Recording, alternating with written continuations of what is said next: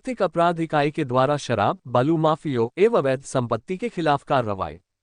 दिनांक 19 सितंबर 2023 मंगलवार की दोपहर आर्थिक अपराध इकाई बिहार के अपर पुलिस महानिदेशक नैयर हसनैन खान द्वारा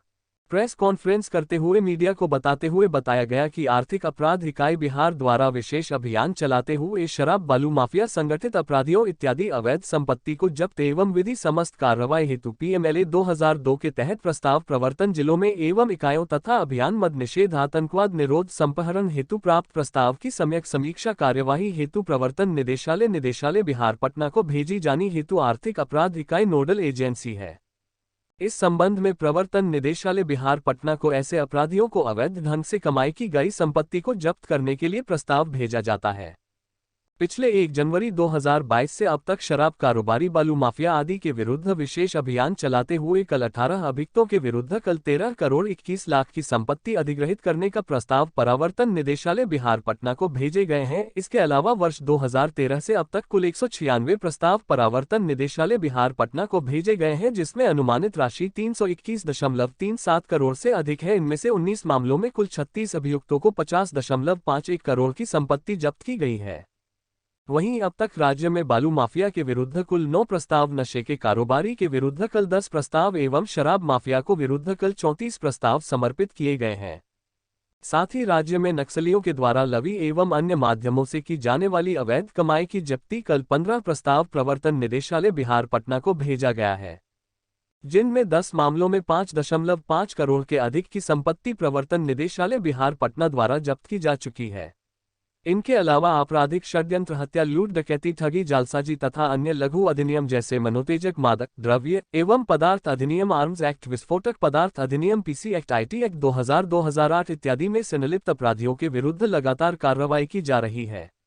संतोष कुमार अंजना, बिहार स्टेट हेड की न्यूज़ का किस प्रकार से संगठित अपराधियों के विरुद्ध, उसमें prevention of money laundering act, जिसके तहत ऐसे अपराधियों के विरुद्ध जो भी कार्रवाई होनी चाहिए, जैसे उनके प्रॉपर्टी का कॉन्फिस्केशन, फॉर्फिचर, और उनके विरुद्ध जो फाइनेंशियल इन्वेस्टिगेशन होता है, मनी लॉन्ड्रिंग की अगर कोई साक्ष्य आ रहे हैं, उनके बेटर इन्वेस्टिगेशन और उनके द्वारा अर्जित की गई अकूत संपत्ति जो प्रोसीड्स ऑफ क्राइम से है, उसका कॉन्फिस्केशन, फॉर्फिचर की कार्रवाई आर्थिक अपराध इकाई के माध्यम से की जाती है। और ये यहाँ से प्रस्ताव बन के प्रवर्तन निदेशालय को हम लोग भेजते हैं। मद निषेध जो हमारा विंग है और आतंकवाद निरोध दस्ता आर्थिक अपराध इकाई को भेजते हैं और यहाँ पर उनका समीक्षा होती है और समीक्षा उपरांत हम ED को अनुशंसा करते हैं कानून सम्मत कार्रवाई की जाए। 1 जनवरी 2022 से अभी तक हम लोगों ने एक विशेष अभियान इसकी तरफ चलाया था। उसके तहत करीब 18 अभियुक्तों के विरुद्ध 13 करोड़ 21 लाख रुपए की संपत्ति अधिग्रहित करने का प्रस्ताव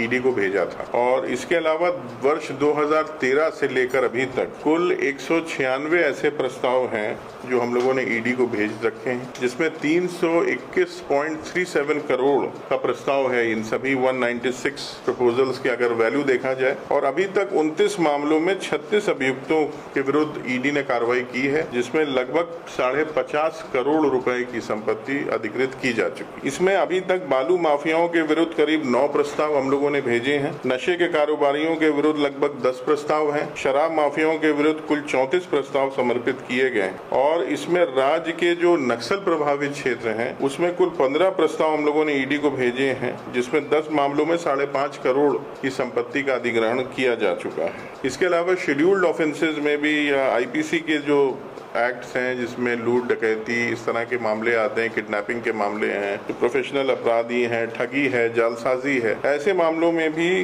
इस अधिनियम का उपयोग हम लोग करते हैं। खासतौर से NDPS एक्ट के तहत जो कार्रवाई हो रही है उसमें करते हैं। फिर PC act, immoral trafficking prevention act, इसके तहत भी होती है कार्रवाइयाँ। बहुत से प्रतिवेदन अभी हमारे यहाँ समीक्षा अंतर्गत हैं जो